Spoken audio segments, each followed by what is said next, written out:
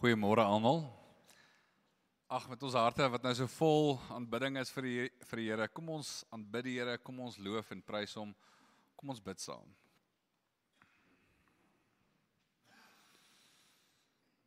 Almagtige God en die hemelse Vader, Here, ons harte is vol van aanbidding vir U.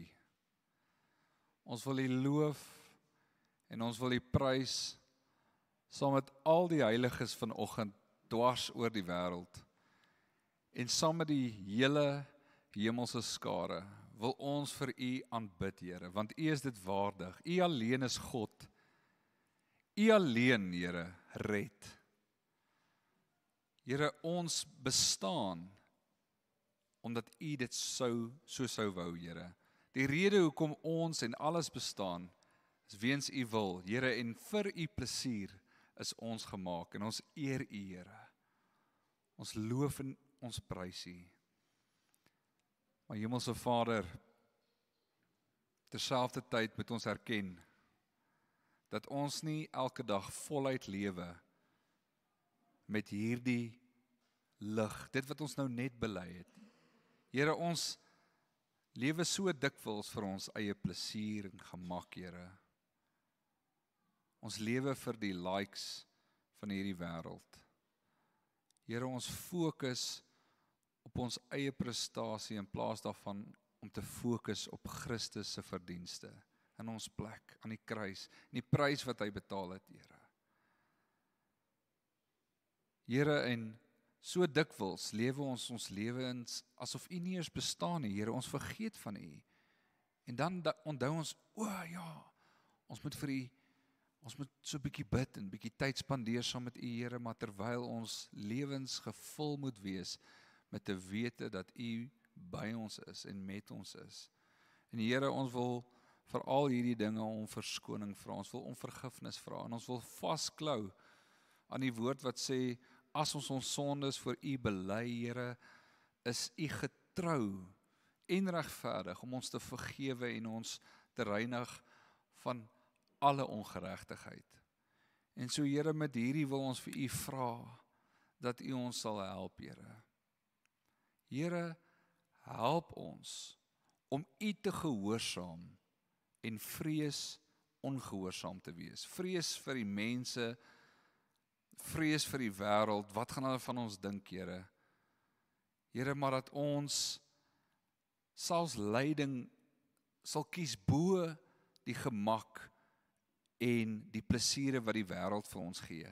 Here, dat ons so oorstelp sal wees met die hemelse skat, U Seun Jesus Christus wat U vir ons gegee het, dat hy vir ons so groot sal wees, dat al die ander skatte van die aarde sal verdwyn. Here, ons het dit nou net gesing, dat ons oë so gerig sal wees op Jesus, dat die dinge van die wêreld sal verdof in die glans van sy heerlikheid.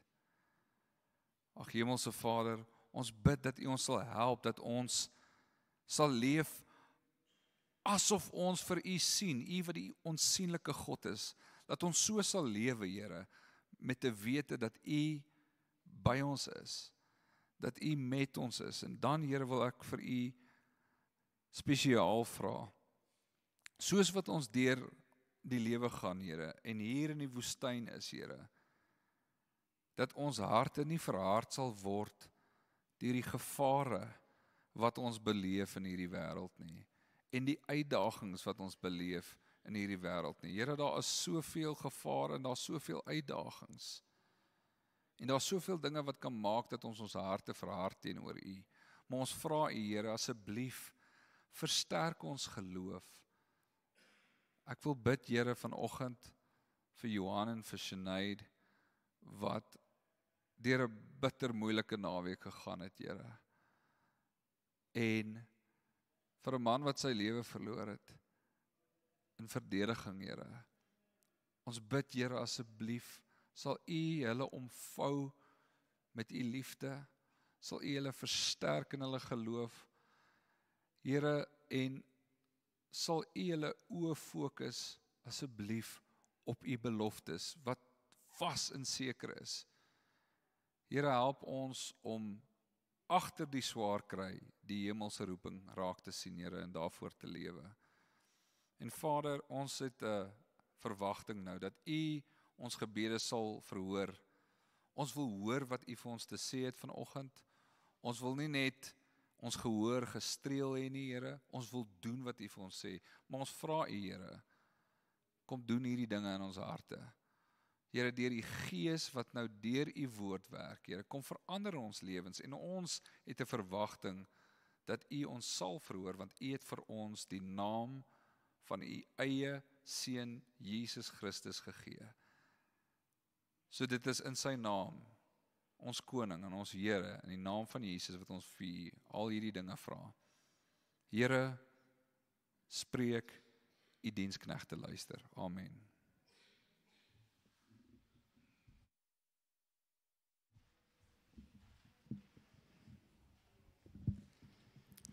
Ons lees saam uit die woord van die Here vanoggend uit Hebreërs 11 van vers 23 af en ons lees die Afrikaans. Deur geloof is Moses, toe hy gebore is, 3 maande lank deur sy ouers weggesteek, omdat hulle gesien het dat die kindjie mooi was en hulle nie vir die koning se bevel bang was nie. Deur geloof het Moses, toe hy groot geword het, geweier om die seun van die dogter van Farao genoem te word, en het hy eerder verkies om saam met die volk van God sleg behandel te word, as om die kortstondige genot van sonde te beleef. Hy het die smaad van die Christus groter rykdom geag as die skatte van Egipte, want hy het uitgesien na die beloning. Deur geloof het hy Egipte verlaat, sonder om bang te wees vir die woede van die koning, want hy het volhard soos een wat hom, die onsienlike, sien. Deur geloof het hy die Pasga ingestel en die bloed laat aansmeer, sodat die doodsengel nie aan hulle eersgeborenes sou raak nie. Deur geloof het hulle deur die Rooi See getrek soos oor droë land, terwyl die Egiptenare, toe hulle dit probeer doen het, verdrink het. Deur geloof het die mure van Jerigo geval, nadat daar vir 7 dae rondom die stad getrek is. En deur geloof het Rahab die prostituut nie saam met die ongehoorsaames omgekom nie, omdat sy die spioene in vrede ontvang het.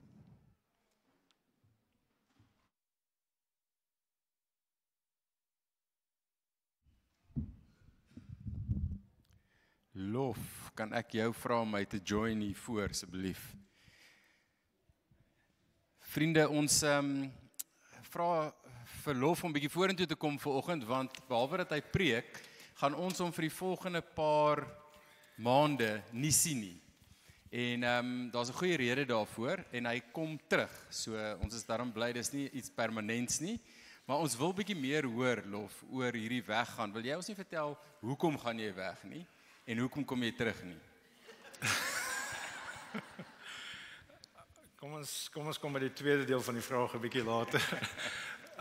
Ek moet sê ek is nie so gemaklik aan die kant nie. Ek hou van daai kant waar jy die vraag vra, nie die kant waar jy die vraag moet antwoord nie. Hoekom gaan ek weg en hoekom wil ek terugkom? Miskien moes ons hieroor gepraat het. Dis wat lekker is as jy die vraag antwoord. Jy kan antwoord net wat jy wil, Lof. So. Ja, so een van die groot voorregte van om in die bediening te wees is dat die kerk het geïdentifiseer dat partykeer het mense 'n tydperk van rus nodig. En 'n langer tydperk van rus waar jy kan reflekteer op 'n manier oor die laaste 7 jaar en die volgende 7 jaar wat kom, soos wat jy nie sou kon doen met 'n gewone vakansie of 'n week of 2 nie. En so 7 jaar terug het ek die voorreg gehad om op sabbatical te gaan en ons sabbatical het interessant begin. Dit was ons het 'n seentjie aangeneem en so ons kon 'n 4 maande sabbatical as gesin vat want Wilhelmine kon maternity leave ook vat. En toe dit was so amazing. Dit was so die amazing ding wat vir ons gelê het. En toe die eerste naweek van die sabbatical val ons dogtertjie en sy kry skedelbreek en sy is verlam aan haar linkerkant en sy ons veg vir haar lewe. Ons weet nie wat gaan gebeur nie. En so die eerste 7 dae van ons sabbatical is in ICU gespandeer in Peds ICU en met 'n babatjie wat ons nou net by die huis het. So totale chaos. En ek sê dit want ek dink terug aan dit en ek vra Here asseblief nie weer dit nie. Maar tog ook die diep werk wat God in ons hart gedoen het in daai tydperk was net presies reg geweest. So op daai stadium het ons geworstel met die Here op 'n manier wat ons hoegenaamd nie sou as ons net op vakansie gegaan het nie. Ons het by hom gepleit en hy het ons oë oopgemaak vir die geskenk wat lewe is en vir die voorreg wat dit is om 'n kind te hê en elke dag is 'n geskenk uit die Here se hand uit. So dit was die een ding. Die ander groot gewaarwording van daai sabbatical was ek is nie in beheer nie, God is in beheer. En so ek kan nie my kinders beskerm nie, maak nie saak wat ek doen nie. Ek kan getrou wees, maar ultimately kan ek nie veel doen nie. God is in beheer en ek moet hom vertrou met hulle lewens. En so ek sê dit om te sê ek gaan weg met 'n versigtige hoop dat God my iets sal leer van hom weer en van myself weer, maar hopelik sonder die pyn en die onsekerheid, maar ek weet nie of dit moontlik is nie. Ek weet nie of mens so diep kan gaan met God as daar nie pyn en onsekerheid is nie. Dankie Lof, ek dink dis baie behulpsaam om 'n bietjie van die agtergrond te weet.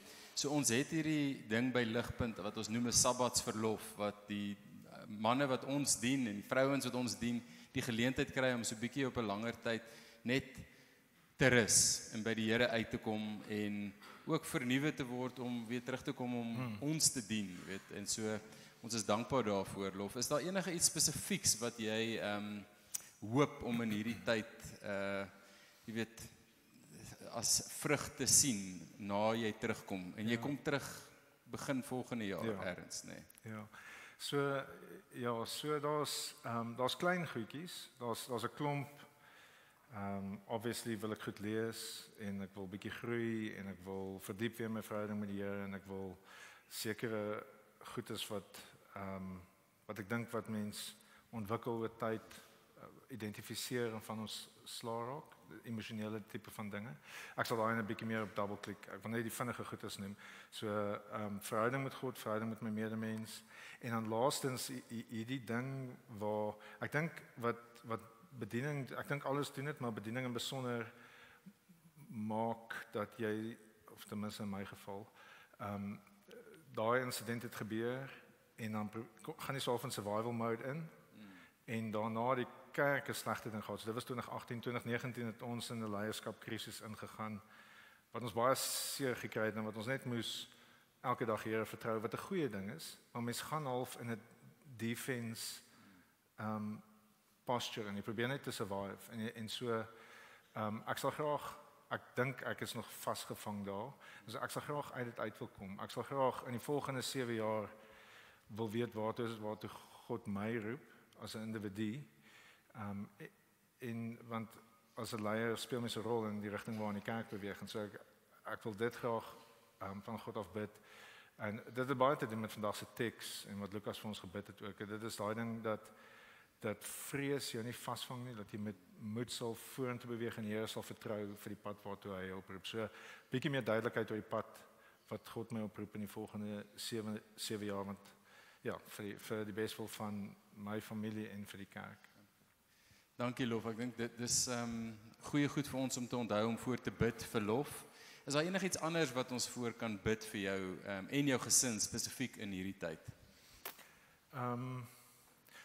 Veiligheid op die pad. Ons is baie opgewonde om deur Namibië te gaan toer in Desember.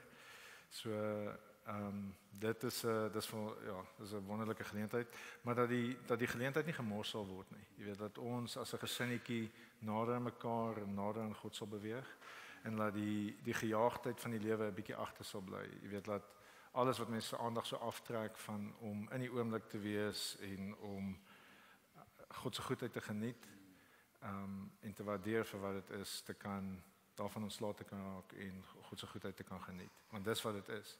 En dis die geveg. Dit is wat gebeur wanneer soos ek nou in survival mode en gaan as ek kan sien dit gaan goed, maar ek kan dit nie beleef nie. Ek kan nie God prys vir sy goedheid nie, want of ek sukkel om dit te doen omdat ek afgestomp raak. En so jy weet dat daar 'n vernuwing sal wees in die Here se genade. Ja, ons vertrou die Here dat jy sy goedheid sal waardeer op 'n nuwe manier en sy liefde ook sal ervaar. Vriende, laat ek vir ons voortgaan en bid vir lof, maar ek wil hê soos ek vir hom bid, wil julle nie saam bid dat die Here werklik vir hom, vir Willie en hulle kinders op 'n besondere manier sal seën in hierdie tyd wat voor lê nie.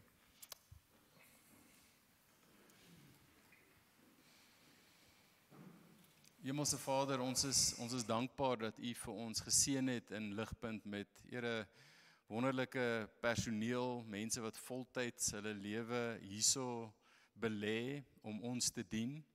Here, ons dankie vir 'n man soos Lof, Here, wat U so getrou en ons so getrou dien hierso vir soveel jare al.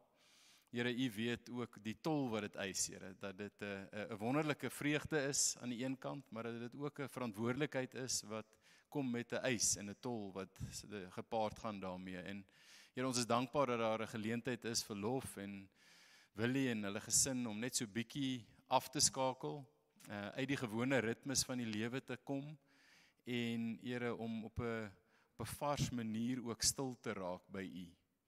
Here, en daarom wil ons bid en vra dat U, Here, 'n goeie werk sal doen deur U Gees, Here, oor hierdie paar weke en maande wat uitstrek voor hulle. Ons vra dat U verlof sal ontmoet, dat U hom sal bring in 'n plek van diep rus, diep rustigheid ook in die wete dat U in beheer is, dat U sorg, dat U voorsien, dat U bou U kerk en U loop ons vooruit en ons is veilig in U hande, Here. Ons bid en vra dat U verlof sal help om die bekommernisse wat hy ook dra, Here, dat dit van sy rug sal afval en afrol en dat hy werklik, Here, met 'n blye, dankbare gemoed, Here, U goedheid sal kan proe en ervaar en geniet op 'n vars, nuwe manier, Here. Ons bid en vra dat hy ook met sy gesin, Here, 'n geseënde tyd sal hê, dat daai verhoudings verfris sal word en sommer, Here, verdiep ook sal word en dat U hom sal terugbring veilig, dat U hulle sal bewaar op al hulle plekke waartoe hulle gaan, dat U hulle sal veilig terugbring ook, Here, maar dat hulle sal terugkom in die seën van die Here met diep vrede en vreugde en dat dit weer vir ons, Here, hier in Ligpunt 'n vermenigvuldigende effek sal hê, Here, om ons ook te verfris in ons harte en ons oë en ons gedagtes na U toe te wend, want U is die een wat die ewige rus vir almal van ons voorhou. Ons loof U en ons prys U naam. Amen. Amen. Dankie julle. Dankie David. Vriende, dit is rare voorreg om vanoggend hier te wees en klaar te maak. Nie heeltemal klaar nie, ek kom terug as dit die Here se wil is. Maar dit is 'n groot voorreg en ek gaan so klein bietjie van die geleentheid gebruik maak om net 'n vinnige afkondiging te doen wat ek nie weer 'n kans vir gaan kry binnekort nie. So ek wil graag net namens die sendinggroepie 2 sendingsgeleenthede aan julle voorhou. So die een is daar is 'n groepie van Ligpunt wat uitgegaan het na 'n bediening in Machado dorp waar daar mense is wat uit 'n moslim geloof tot bekering gekom het en wat 'n veilige plek vind om te herintegreer in die samelewing nou as Christene. En so daar's Ligpunters wat hulle gaan ontmoet het en so daar gaan 'n verdere geleentheid wees om te gaan kuier met hulle beter te leer ken. En dis vir hulle bemoedigend om Christene te ontmoet. En so as dit iets is wat jy dalk sal belangstel, dan is daar op die Church Center app, is daar op die 3 kolletjies onder wat sê more, is daar 'n sending tab. En so daar op die sending tab sal daar 'n videoetjie verskyn met meer inligting. En as dit nie jou ding is nie, dan is jy welkom om met Niels of Esmerie daar agter te gesels om saam te gaan na Machado dorp. Dis die een ding. Die ander ding waarvoor ons graag gebed wil vra is volgende week gaan 'n paar van ons Namibië toe om daar met 'n paar Boesman dominees te gaan ontmoet in die hoop om hulle beter te leer ken en om te kyk of daar vir ons as 'n kerk geleentheid is om hulle kerkies daar in die omgewing van Grootfontein te gaan dien. En so ons is opgewonde om te gaan en ons wil graag hê dat God dit moet gebruik om sy koninkryk uit te bou en op te bou. En so as julle daarvoor kan bid, sal ek dit baie waardeer.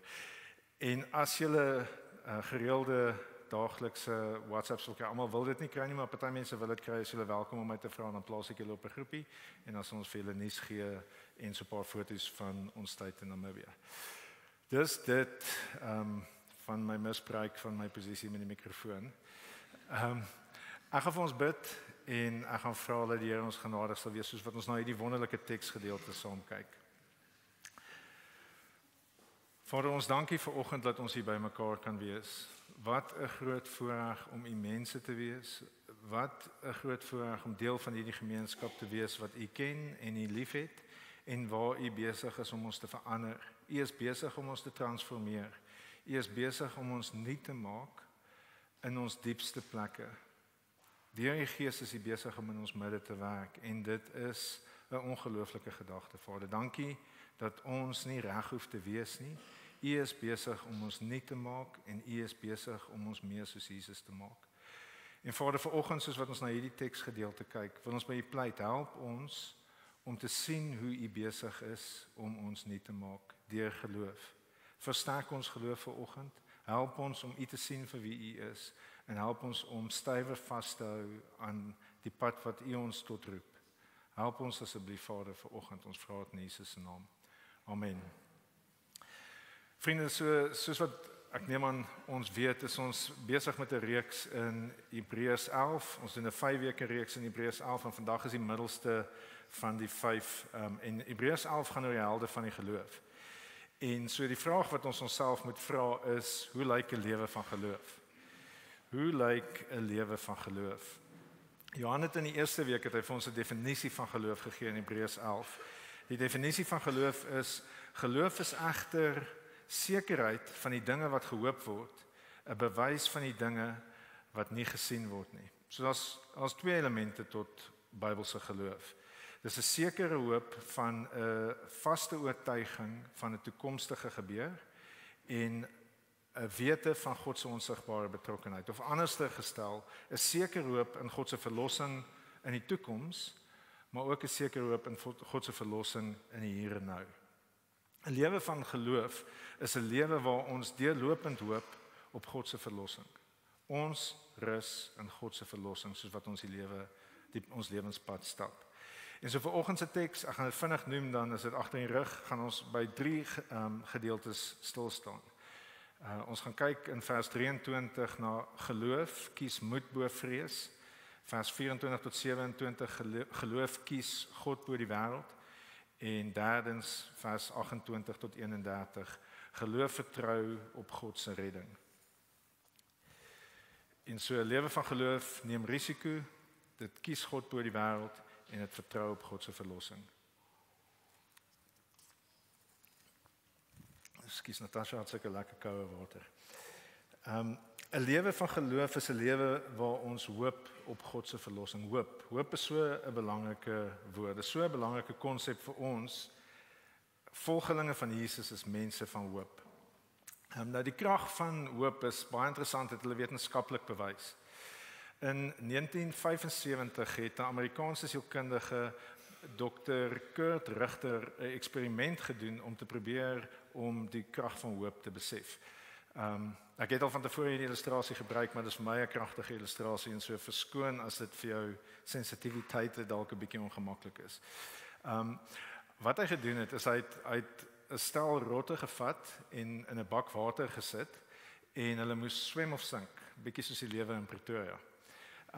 En na 'n paar minute het die rotte begin moeg word en hulle het gesink en hulle het verdrink.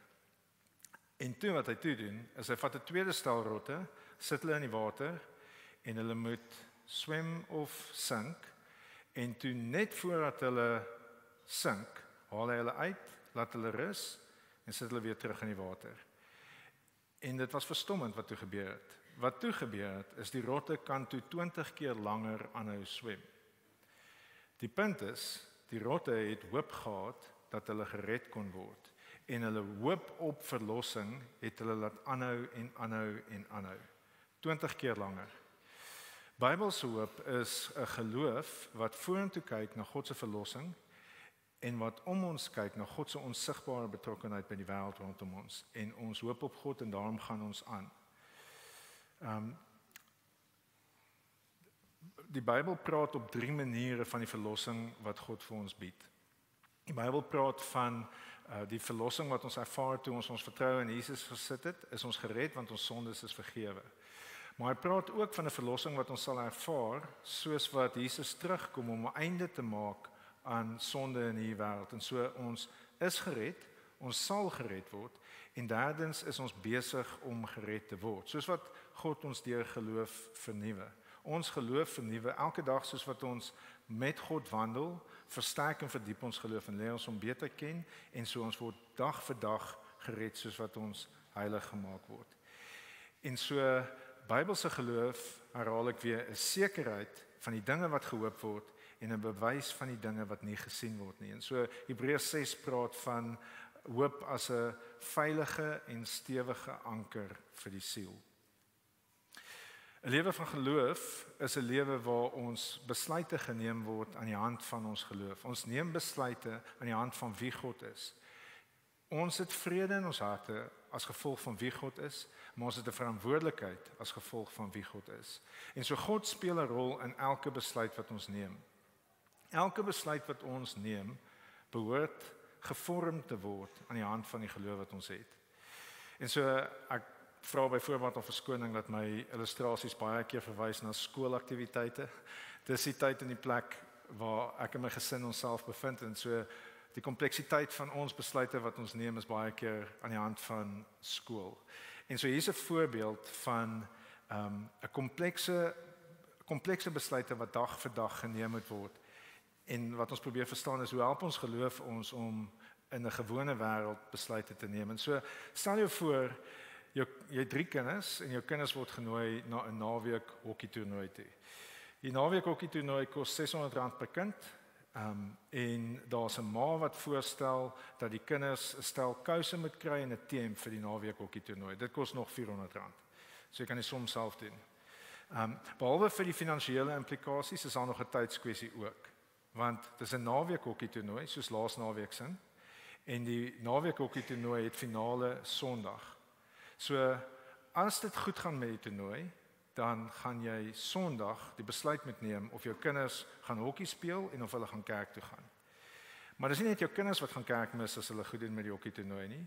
Dit is waarskynlik jy of jou man of vrou ook. Want iemand moet die kinders na die hokkie toe vat, en so jy gaan ook kerk mis. En soos wat jy dalk jou kinders inskryf vir die toernooi, gaan jy die besluit moet neem of jy of die span gaan drop of nie gaan kerk toe kom nie. En dan as jy nie kerk toe kom nie en jy gaan na die Sondag toernooi toe, dan is jy deel van die kultuur wat besig is om te vorm van Sondag sport. En so dis 'n probleem. En so dis 'n moeilike ding want jou kinders wil graag gaan, want as hulle nie gaan nie, is die kans goed dat hulle 'n plek in die span verloor, en as hulle 'n plek in die span verloor, dan is hulle seisoen waarskynlik verby. En ek noem hokkie as 'n voorbeeld want dis vir baie van ons se ding, maar hokkie is net 'n voorbeeld. Alle sport gaan so. Fietsry gaan so, atletiek, tennis, jy kan dit noem. Daar's finansiële implikasies, daar's tydimplikasies en daar is morele besluite wat geneem moet word. En dieselfde is waar vir koor. Koor wil soms op 'n Sondag hê die kinders moet gaan optree. As hulle baie goed doen, dan gaan hulle Kaap toe vir die SA's, kos geld, kos jy 'n Sondag. En selfs die wat nie sport of kultuur doen nie, akademie is dieselfde. En so daar's morele vrae wat jy moet antwoord of jou kinders op 'n Sondag mag swat en of hulle met kerk toe kom. En so wat doen jy? Wat besluit jy? Wat sê jy? Hoe help jou geloof jou om besluite te neem? En die silver bullet is enigiemand? Daar's nie 'n silver bullet nie. Ek het regtig nie 'n eenvoudige antwoord op 'n reeks van komplekse vrae wat bepaal gaan word. Die regte antwoord gaan bepaal word afhangende van elke gesin se omstandighede. Maar wat ek wel weet is ons geloof help ons om goeie besluite te neem. Ons geloof gee die motivering vir die besluite wat ons neem. Geloof in God se oorwinning help ons om God te kies, en dit help ons om risiko te neem, en dit help ons om God te vertrou vir die verlossing wat nodig is. So hoe lyk 'n lewe van geloof? Dis 'n lewe waar elke besluit wat ons geneem word ingelig word deur ons geloof. Die helde van geloof het goeie besluite geneem omdat hulle vertrou het dat God onsigbaar aan die werk is in hulle lewens en hulle het vertrou dat God hulle op die ou einde sou red. En so vandag kyk ons spesifiek na die lewe van Moses se ouers, Moses, Israel en Rahab as die wat voorgehou word as die helde van geloof. Voordat ons by vandag se teks kan kom, net vinnig die konteks in die boek van Hebreërs. Hebreërs is geskryf aan 'n groep van gelowiges wat op risiko was om terug te draai na die Joodse geloof toe. Daar was baie druk op hulle as Christene wat weggedraai het van die Joodse tradisies af om terug te draai na die Joodse tradisies toe. Daar's iets aantrekliks aan iets tasbaars. Daar's iets aantrekliks daaraan om jou geloof te beoefen deur 'n offer te bring. Dit voel asof jy deelneem. En daar was ook geweldig baie sosiale druk op hulle. Hulle was verwerp vir die feit dat hulle 'n mens aanbid wat dood gegaan het, uit die doodheid opgestaan het en opgevaar het na die hemel toe en sit aan die regterhand van God van waar hy regeer. Sosiaal was dit 'n totaal onaanvaarbare gedagte. En so hulle was op risiko om terug te draai, om nog steeds gelowig te wees, maar na terug te draai na die gebruike toe. En so dan skryf die skrywer van Hebreërs vir hulle in die eerste 4 hoofstukke dat Jesus is die finale openbaring van God. Hy is God se finale openbaring. Aan die kruis sien ons wie God werklik is. Ons sien God is getrou om te straf. Hy is getrou en regverdig om te straf, maar hy is ook genadig om verlossing te bring vir die wat in hom vertrou. En so Jesus is God se finale openbaring van homself. En in hoofstuk 5 tot 10 sien ons dat Jesus is die ware offersisteem. Die offersisteem was bloot 'n skadu. Die realiteit vind ons in Jesus. Sy offer, Jesus se offer van homself, is die effektiewe offer. Dit is die versoeningsoffer wat ons met God versoen, wat die prys vir ons sondes betaal sodat ons in 'n verhouding met God kan wees. En so ons gaan nie terug na die offersisteem toe nie, want Jesus is die effektiewe offer gewees. Hoofstuk 10 sluit af voordat ons hier by hoofstuk 11 kom wat die geloofshelde is. Hoofstuk 10 sluit af met hierdie verse. Hoofstuk 10 vers 38. My regverdige sal deur geloof leef. As hy hom egter sou onttrek, het ek geen behaag in hom nie. Maar ons is nie deel van enige onttrekking wat tot ondergang lei nie, maar van die geloof wat lei tot die behoud van lewe. En so die ouens word voorgehou in hoofstuk 11 as die ouens wat volhard het in geloof en wie se geloof gelei het tot lewe. En so ons kyk na hierdie ouens om aangespoor te word tot dieselfde as ouens wie se geloof lei tot lewe. Ons gaan eerstens kyk na Moses se ouers wat geloof gekies het bo vrees. Kom ons lees vers 23 saam.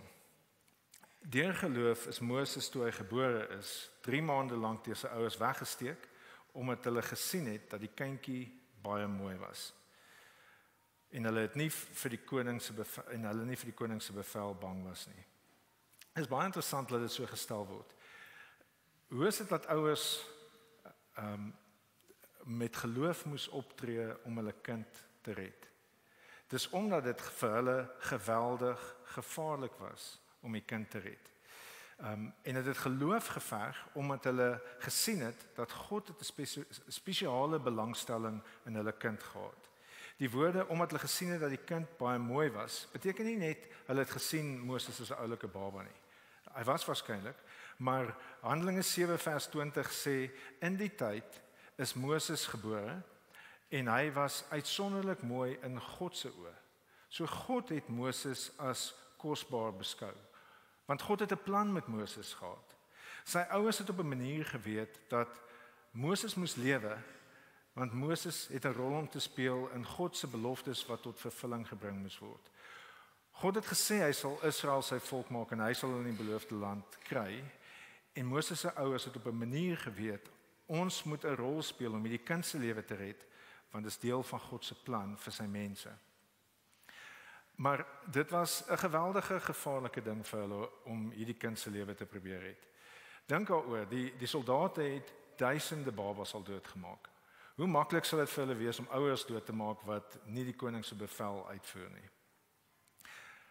Maar toe Moses se ma nie meer vir Moses kon stilhou nie en ek neem aan sy longe het ontwikkel en so hy kon lekker hard huil, het sy ma geweet dis tyd vir 'n plan en hy kan nie meer in die huis bly nie en so toe het sy 'n ongelooflike ding gedoen. Ek weet nie hoe jy dit doen as 'n ouer nie, maar jy moet weet God het 'n plan. Jy sien nie die plan nie, maar God het 'n plan. As jy 'n babatjie vat en jy sit hom in 'n mandjie en jy sit hom in die Nylrivier. Ek weet nie sy het gedoen dit nie. Dink daaroor, as hy by die huis was kon sy hom probeer stil hou en sy kon hom nog steeds voed. Maar nou kan hy van die dood sterf. Hy kan gesteel word of hy kan by slegte mense uitkom of selfs die krokodille kan hom opvreet. Die Nyl is vol krokodille. Die Nyl is 6000 km lank, meer as 6000 km lank. Wat is die kans dat Moses op die regte plek gaan eindig? Ek sou as ouer doodsbenoud gewees het. Maar hulle het geweet God het 'n plan en hulle het God se plan vertrou. Selfs hulle het nie geweet hoe God sou red nie, het hulle vertrou dat God sou red. En God was getrou. God het op die regte dag, op die regte plek Farao se dogter laat gaan bad. En hy het haar hart sag gemaak teenoor hierdie een baba. Duisende babas het dood gegaan, maar hierdie een baba het sy gekies om te red. Sy het haarself ontferm oor hierdie baba. En met oë van geloof kan ons nou terugkyk en ons kan God se onsigbare hand sien in die manier waarop Moses gered is. Moses se ouers het geglo dat God sal hom red. Hulle moet net getrou wees. En hulle geloof was gesubstantiate. God het getrou deurgekom. God het Moses gered en hy het in Moses sy mense gered. Geloof het Moses se ouers moed gegee om die regte ding te doen. Dit is 'n moeilike ding. Is moeilik want ek dink almal van ons sal so graag ons kinders wil red dat ons ook iets sal probeer, maar die realiteit is die Bybel sê dat het hulle geloof gevat, geloof in God om die regte ding te doen en hulle geloof het hulle vrese oorkom en hulle het die regte ding gedoen ten spyte van wat met hulle kon gebeur het. En so ons moet onsself die vraag afvra, hoe lyk dit vir ons? Hoe lyk dit vir ons geloof om ons vrese te oorkom? Ons vrese om die regte ding te doen. Hoe lyk dit vir ons? Hoe lyk dit vir jou? Wat is die goed waarvoor jy bang is? Wat jy weet wat die regte goed is waartoe God jou roep? Wat jy net te bang is voor? Wat jou geloof jou mee moet help? Hoe lyk dit vir jou? Miskien is daar iemand met wie jy die waarheid en liefde moet praat, maar jy is bang vir wat gaan gebeur. Of miskien is daar iets wat jy moet opstaan by die skool of by die werk, ongeregtigheid iewerste wat jy weet, die regte ding is om daarteen op te staan, maar jy is bang om dit te doen. Jy is bang vir wat dit vir jou mag beteken om op te staan vir iemand anderster of vir 'n saak. Of dalk weet jy die onus is op jou om inisiatief te neem om 'n gebroke verhouding te herstel, maar jy is bang. Jy is bang vir die woorde wat na jou kant toe gaan kom of jy is bang vir die koudheid wat na jou kant toe kan kom. Wat is dit waarvoor jy bang is? Wat jy weet waartoe God jou roep? Ons definisie van geloof help ons om die regte besluite te neem. Ons definisie van geloof help ons om ons vrese te oorkom. God is ons verlosser. God roep ons tot goeders waar hy sal red. Hy is onsigbaar besig om goed te doen en so ons moet ons vrese oorkom deur geloof. As rotte wat se kop so groot is, sonder dat hulle die gees van God het, kan besef dat hulle hoop het. Hoeveel te meer kan ons nie wat die gees van God het en wat God ken, nie mense wees wat kan hoop nie. Ons is mense van hoop. Ons geloof help ons om beter besluite te neem. Ons geloof help ons om moed te kies bo vrees. Tweedens, ons geloof help ons om God te kies bo die wêreld. Kom ons lees vers 24 tot 27 saam.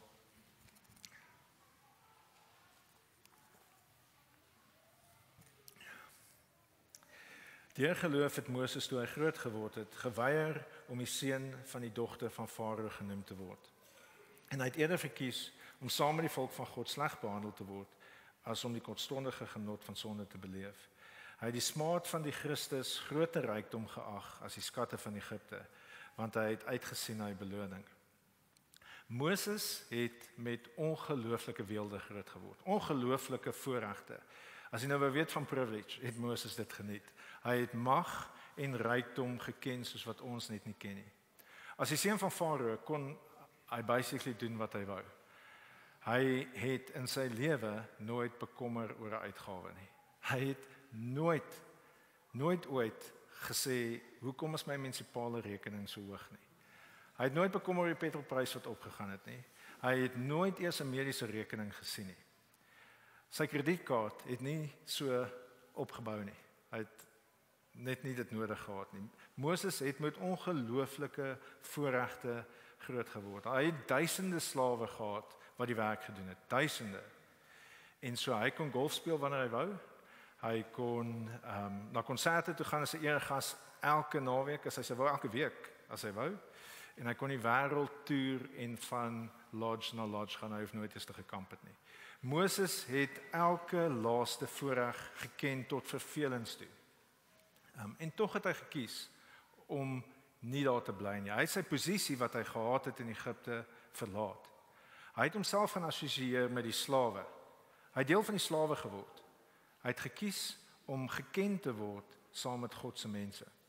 Nou, ons lees hierdie verse en ek dink ons sukkel soveel keer om te besef hoe radikaal dit is, dit wat hy gedoen het. Dit wat in sy hart moes aangaan vir hom om te sê, ek het alles wat ek wil hê. Ek het almal van ons werk om in 'n sekere sin nie oorgelewer te wees nie magteloos te wees nie, om nie bekommerd te wees nie. Moses het dit alles gehad. En dan kies hy om 'n slaaf te wees. Dis soos as Prins Harry sou sê, hy gaan op 'n uitreik Zimbabwe toe en hy gaan doen 'n bietjie liefdadigheid daar. En dan iemand wat net weelde ken en in paleise groot geword het en al die hulpbronne in die wêreld tot sy beskikking het. En dan gaan hy Zimbabwe toe. Dis waarskynlik hy wat nou daar vlieg. Maar hy gaan Zimbabwe toe en hy begin om daar te werk en hy besef nee, hierdie is my mense. Hierdie mense is my mense. So hy ontsê homself sy prinskap. Hy verkoop sy kaartjie terug of hy gee weg sy kaartjie terug huis toe. Hy begin soos hulle te werk, hy begin soos hulle te eet en hy begin om die beperkings wat op hulle is sy eie te maak. Die stof en die hongerte en die magteloosheid wat deel van hulle bestaan is, dit kies hy. Dit kies Prins Harry en dit is wat Moses gekies het. Hoekom sal Moses so iets doen? Hoekom sal hy al die mag en glorie en gemak wat hy het laat gaan? Hy moet baie oortuig wees dat daar iets beters is.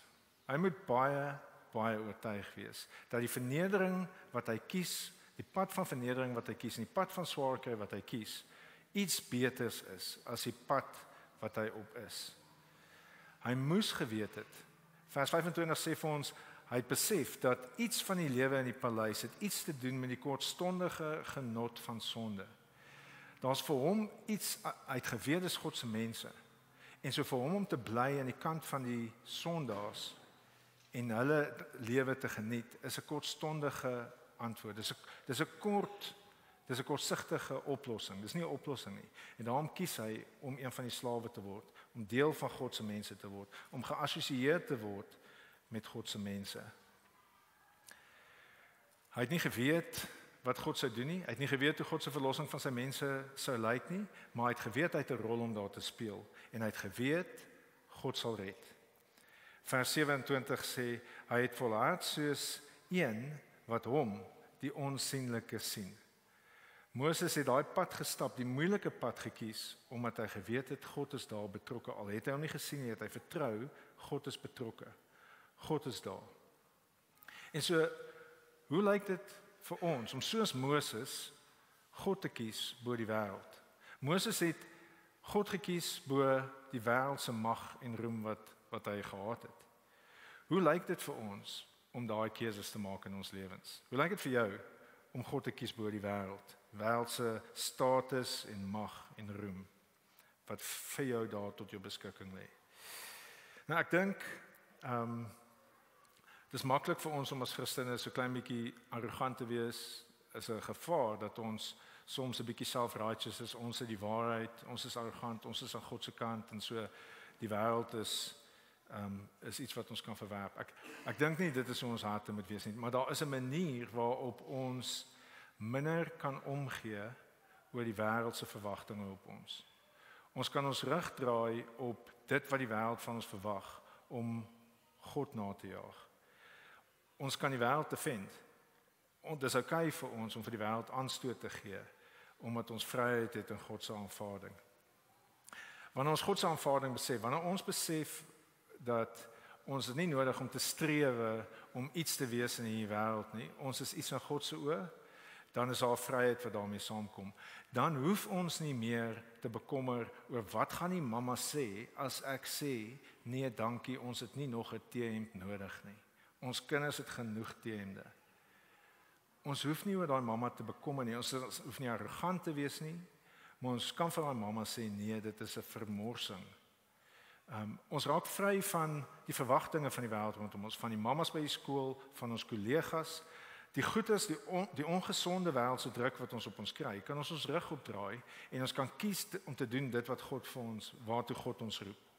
Ons kan die regte goedes doen en ons kan die wêreld verwerp. Sonder om die wêreld op 'n liefdelose manier te hanteer. Maar wanneer ons dit doen, wanneer ons God se pad kies en God se aanvaarding najaag en vir God lewe, dan moet ons besef daar gaan sekere implikasies wees vir ons verhouding met die wêreld. Die wêreld gaan ons nie bewonder as ons nie die wêreld se statussimbole najaag nie. As ons nie die goedes het wat in die wêreld hoog geag word nie, dan gaan die wêreld nie hulle koppe draai wanneer ons in vertrekking kom nie. Nie omdat ons nie goed is met die werk wat ons doen nie omdat ons nie die meeste gebruik maak van die geleenthede wat God vir ons gee nie, maar dit is omdat ons nie belê in die wêreld se statussimbole nie, dat die wêreld ons nie gaan erken nie. Wanneer ons God kies, dan is daar spesifieke goedes. Ons belê nie in die dinge wat kom ek gee vir julle 'n voorbeeld. Wanneer ons besluit om nie wêreldse statussimbole soos byvoorbeeld 'n kar wat mense se koppe laat draai te investeer omdat ons graag wil hê mense moet dink ons is suksesvol nie. Wanneer ons dit nie doen nie en ons kies om God se goedheid te sien in 'n eenvoudige kar wat ons lank kan ry, wat ons van punt A tot punt B kan bring, dan het ons aansienlik meer om meer vrygewig te wees. Maak dit sin? So wanneer ons God kies bo die wêreld, dan het dit 'n daadwerklike impak op hoe ons lewe. Maar dit het ook 'n daadwerklike impak op die koninkryk rondom ons, op die mense rondom ons. Wanneer ons God kies bo die wêreld, word ons vry van die wêreld se verwagtinge en lyk ons lewens baie anderster. Ons assosieer met God se mense, ons assosieer nie met die mag van die wêreld buite ons soseer nie. Nou, dis vir my baie bemoedigend dat ons almal vanoggend hier is. Die feit dat ons almal vanoggend hier is, beteken daar is hoop in ons harte. Eerstens het ons geassosieer met God se mense. Ons kon 'n klomp ander goedes vanoggend gedoen het, maar ons het gekies om met God se mense te assosieer. En ek glo ook dat ons is hier vanoggend want ons wil graag God kies bo die wêreld. Daar's iets in ons harte wat besef daar's meer vir ons. Daar's 'n ewigheid vir ons by God. Maar ons sukkel. Ons almal sukkel om God te kies bo die wêreld. En so ons moet mekaar help. Maar vanoggend het ons 'n goeie keuse gemaak. Vanoggend is ons hier om van God te leer en te verdiep in ons geloof en te versterk in ons geloof sodat ons God kan kies bo die wêreld soos wat Moses gedoen het.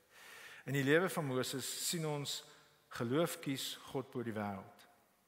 En die feit dat ons hier is 'n goeie teken. Derdens en laastens, vers 28 tot 31, geloof vertrou op God se redding. In hierdie verse sien ons hoe Israel God moes vertrou vir God se redding. Vir ons is dit nie altyd so duidelik sigbaar dat ons slawe is nie, dat ons gered moet word nie. Ons is slawe van ons eie sonde en ons het redding nodig, maar dit is nie vir ons so duidelik sigbaar nie. Vir Israel, hulle het die voorreg gehad om hulle slawerny fisies te beleef sodat hulle 'n fisiese en 'n geestelike verlossing kon beleef. En so hulle hulle het nie getwyfel daarin dat hulle verlossing nodig gehad het nie, want as hulle vir 'n oomblik gedagdroom het, het 'n sweep op hulle rug geklap. En so dan het hulle weer onthou, o ja, ek is 'n slaaf, ek het verlossing nodig, Here, help my. Fisies en geestelik is hulle deur geloof gered. En hulle moes God genoeg vertrou om treukie vir treukie op die pad te wandel wat hy hulle opgeneem het.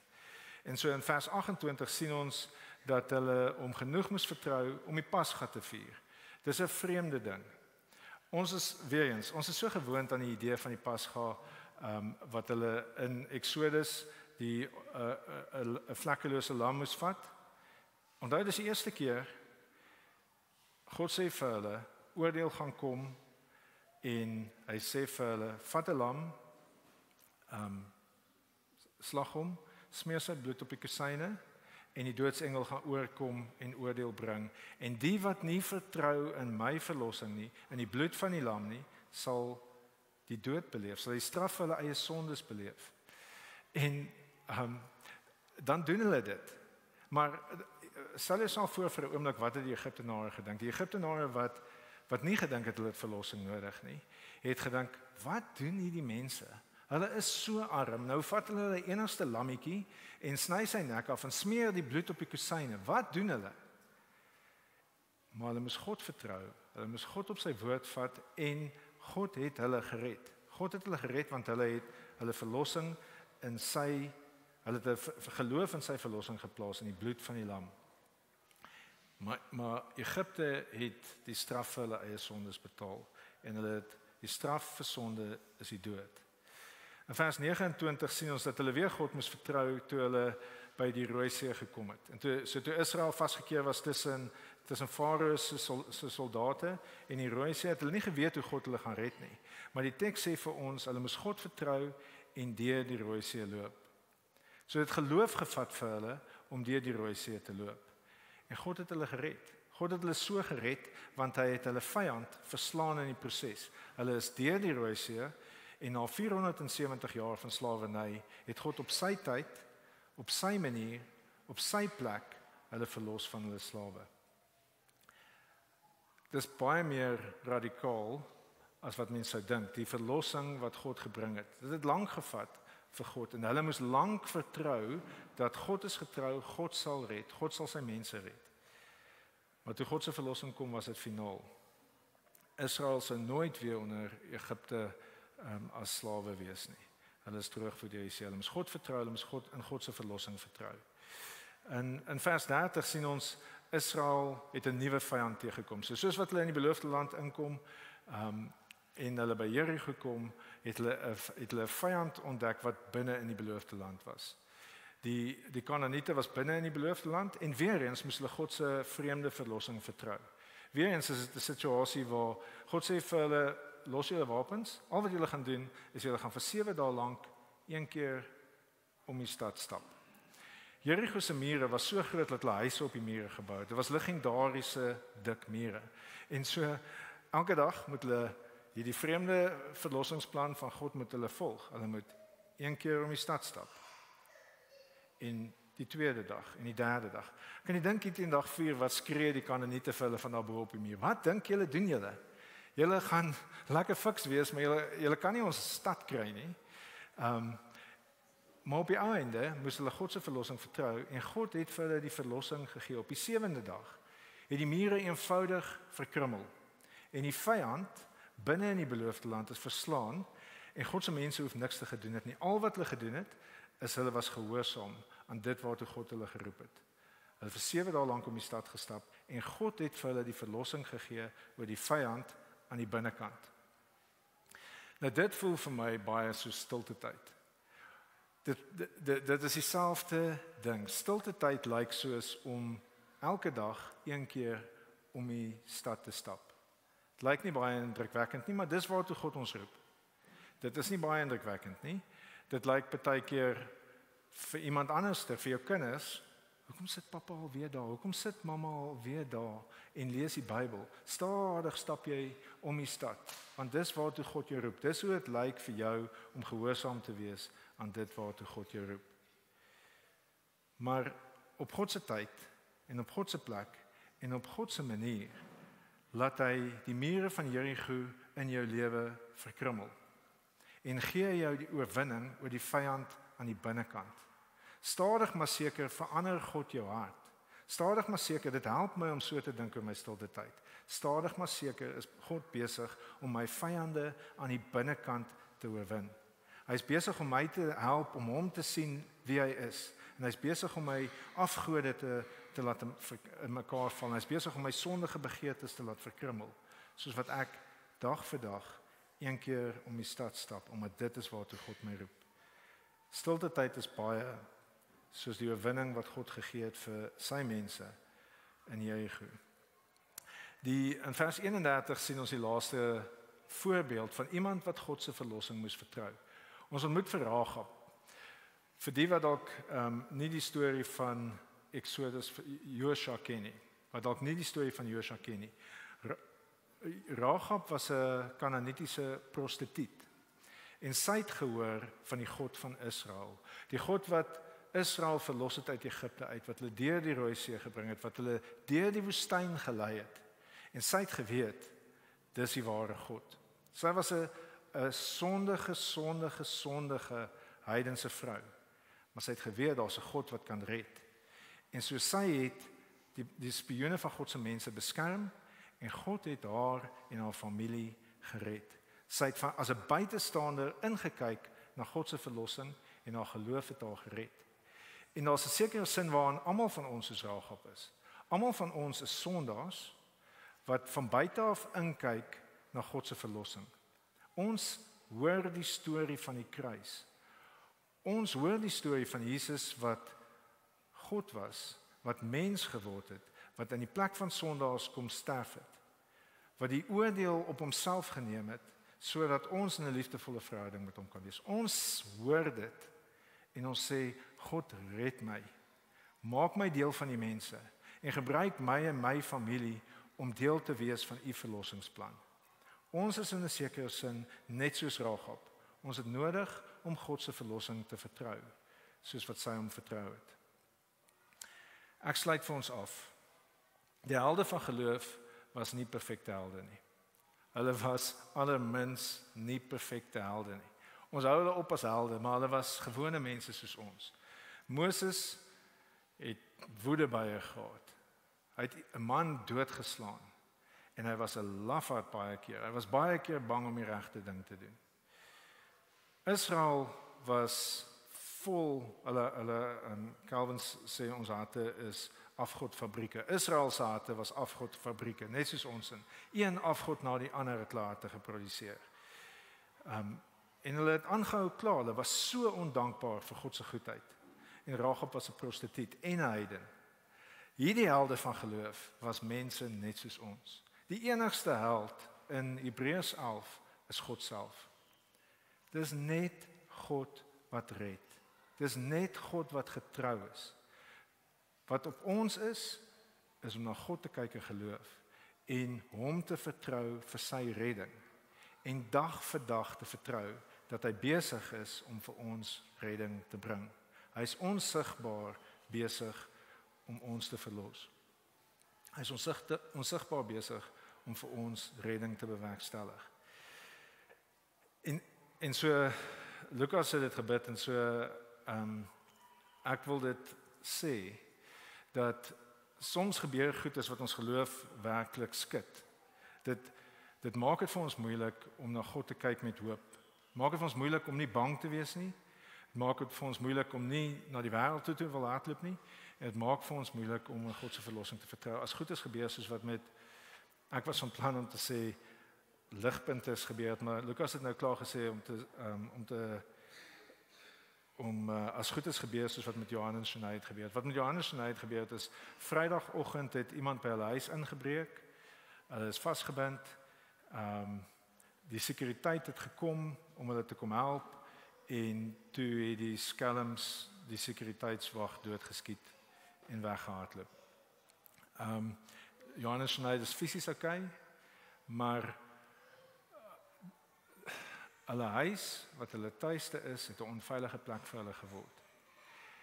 En dit is nou moeilik om te dink, hoe is God goed in hierdie situasie? Hoe lyk dit om nie oor te gee aan mense sondige woede of jou ongeloof as so iets met jou gebeur nie? Gister toe ek met Johan gepraat het, ons was daar, 'n klompie ligpunte is daar. Dit was so mooi geweest om te sien hoe ligpunt na hulle toe gekom het. 6:00 Vrydagoggend was daar al 2 ligpunters daar. Ek dink van die ligpunters was voor die polisie daar om hulle te kom help en hulle te kom ondersteun. En so God se goedheid is sigbaar, is baie duidelik sigbaar. Toe ek gister daar kom, toe's daar 2 kappels wat vir hulle kos gebring het en dit was Johan se verjaarsdag gister, so daar's 'n bietjie van 'n partytjie. Maar dis 'n partytjie in geloof, is 'n partytjie in hoop. Dat hoe sien ons in hierdie gebrokenheid van hierdie wêreld God se goedheid raak. En Johan sien dit raak. Johan besef dat God het hulle beskerm. Hierdie is 'n gebroke wêreld en ons wens Jesus wil terugkom. Maar die tyd gaan kom wanneer Jesus gaan terugkom en alle sonde gaan uit hierdie wêreld uit verwyder word. Daar gaan geen meer hartseer of traan of pyn wees nie. Maar tot dan gaan ons God moet vertrou vir sy verlossing. En dag vir dag gaan ons geloof ons moet hoop gee om toe te tree tot goedes waarvoor ons bang is. Ons harte gaan weer moet leer om te vergewe. Ons harte gaan moet leer om weer met hoop na die wêreld te kyk.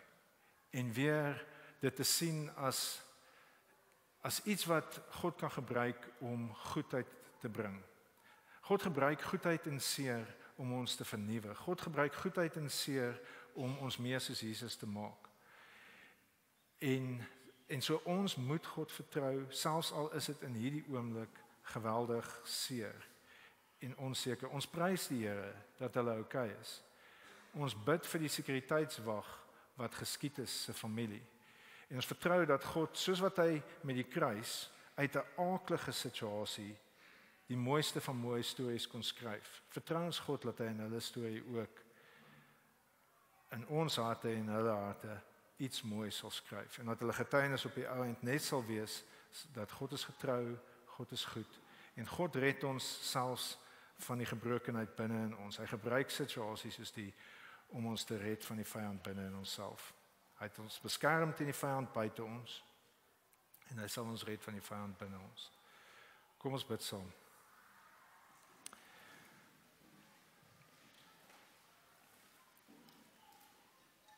Vader, U weer is ver bo ons weer.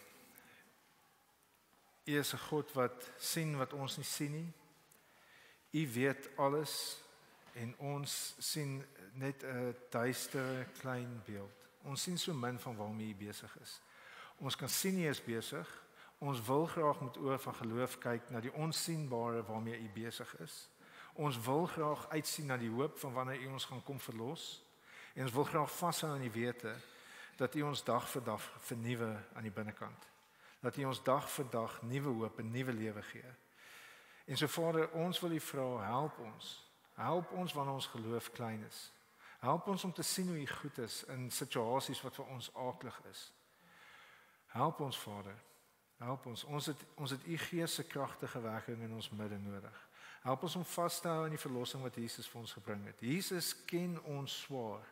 Hy ken ons seer, hy ken ons verwerping wat ons beleef. Hy ken die hartseer wat ons beleef. Hy ken dit tot die uiterste toe. Hy het die onreg van die kruis beleef in ons plek. Hy ken die onregverdigheid van hierdie gebroke wêreld tot in die diepste toe. Dankie dat Jesus dit op homself geneem het. Dankie dat Jesus ons gered het, besig is om ons te red en ons sal red. Sal ons help om vas te hou aan hom, Vader. Sal ons help om nie verbitterd te raak nie. Sal ons help om mense van hoop te wees, omdat U 'n God is wat red. Ons mag dalk deur seisoene gaan wat ons seer het en wat ons hartseer is en wat ons kwaad is. Maar ons kan vertrou dat U sal ons deur dit bring. U sal ons red. U sal ons nou red en U sal ons red wanneer Jesus terugkom. Help ons om aan vas te hou, Vader, en gebruik ons in die tussentyd. Gebruik ons lewens vir U glorie en vir die verlossing van die mense. Ons vra dit in Jesus se naam. Amen.